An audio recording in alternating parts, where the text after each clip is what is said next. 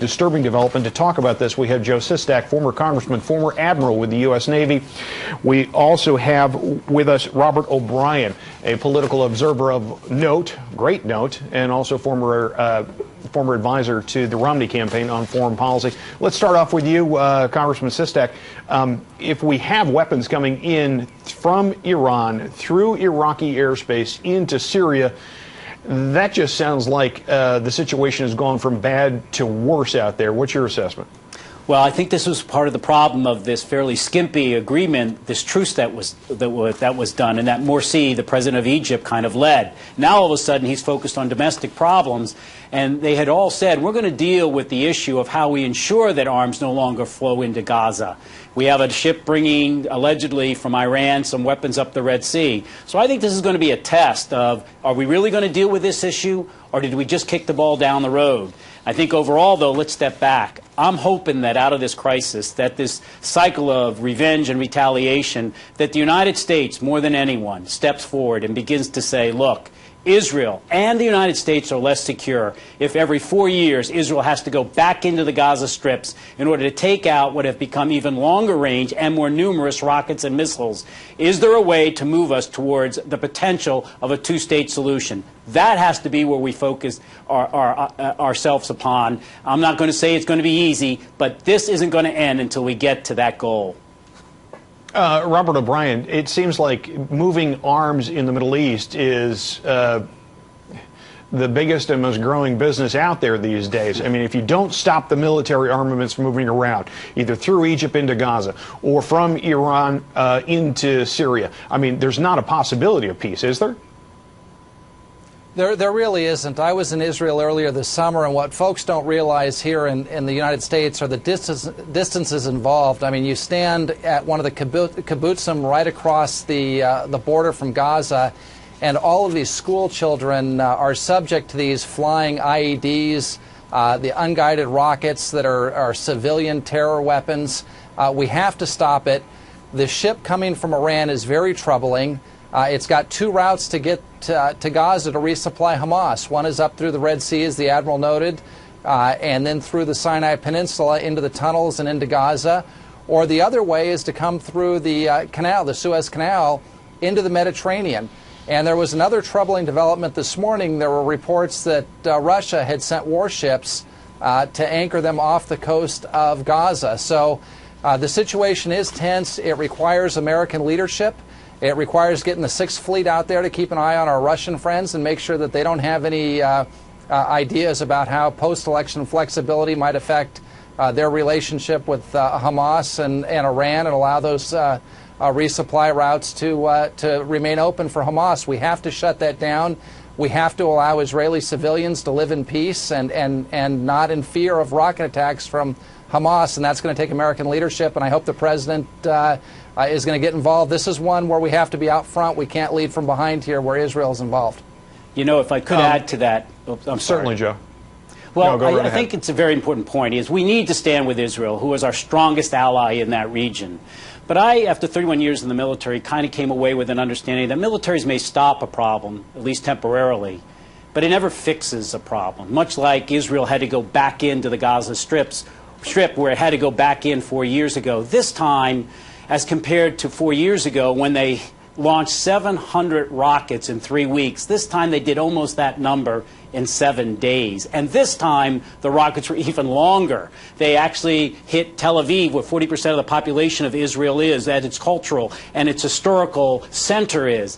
My mind is this cycle, and I really am on the side of, has to be, as was alluded to, as he was saying, we have to lead in this one, but we have to lead with an eye towards trying to resolve this conflict. I'm not saying, again, it's going to be Israel, easy, but we did it in Northern Ireland, and so we have to be about bringing these parties together, or it's just going to continue this cycle, making it worse for Israel each time. In regards to the information we're getting now that Iran is using Iraqi airspace, there are going to be an awful lot of folks around the country who are going to say, well, wait a second, I thought Iraq was our friend. We committed blood and treasure to overthrow a bad dictator in that country. We helped them get back up on their feet. We pull our military operations out there, although we still have a military presence there, and all of a sudden we've got this problem of them allowing Iraq to use, or Iran to use airspace to ship weapons over into Syria, something that they had to know the U.S. would not approve of.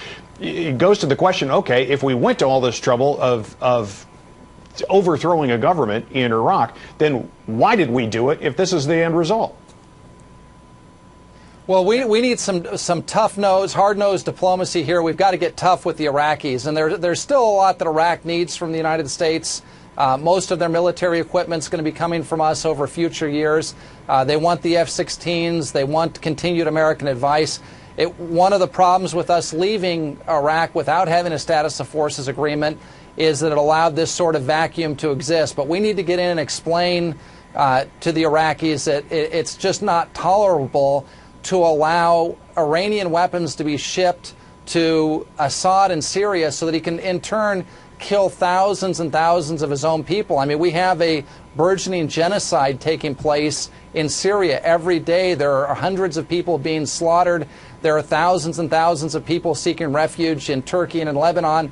And the situation has the potential to engulf Lebanon and rekindle that civil war. So the Iraqis need to understand that although Iran has taken a lead role in Iraq with their Shia allies there, that we just can't stand by and allow this to happen. We've got to isolate Syria. We've got to get rid of the Assad regime. And again, the election's over. It's now time for American leadership. We've got an opportunity to isolate Iran from their strongest ally in the Middle East, Syria, and get a democratic government in place in Syria. We need to move, very strongly to do so on the diplomatic front and in concert with our allies. And Iraq has to understand that there will be consequences if they continue to allow the bloodbath in Syria to take place at the hands of the Iranian masters who are overseeing it. It does seem, though, that, I'm sorry, Joe, but let me tee one up for you that I think you're going to want to opine on. Diplomacy works best, it seems, when there is some sort of military leverage. We are heading into a territory, uncharted waters in regards to what the future military is going to look like. And there are a lot of voices, Robert, you're one of them, who don't want to see the U.S. Navy compromised at this particular point in time. And let's recap quickly over the course of the last just couple of years what's been happening in the Middle East. You got the situation in Libya, the revolution that happened there, and the attack on our consulate in Benghazi. You've got a deteriorating situation in the Sudan. You've got pirating going on actively on the east coast of Africa. You've got the situation in Syria with open fighting in the streets, a government seemingly fighting against its own people. You've got Iraq, which we invested a lot of blood and treasure in. You've got Pakistan, which we've had military operations, including the killing of bin Laden, and an active war we're winding down in Afghanistan. In this context, we are supposed to cut the military. It doesn't seem like we're going to be able to pull that trick out and still be as influential in that region at the same time, can we? Well, there's nobody who wants a stronger U.S. Navy or U.S. military than I do. We have to send our women and women overseas to defend our interests with the tools that they need.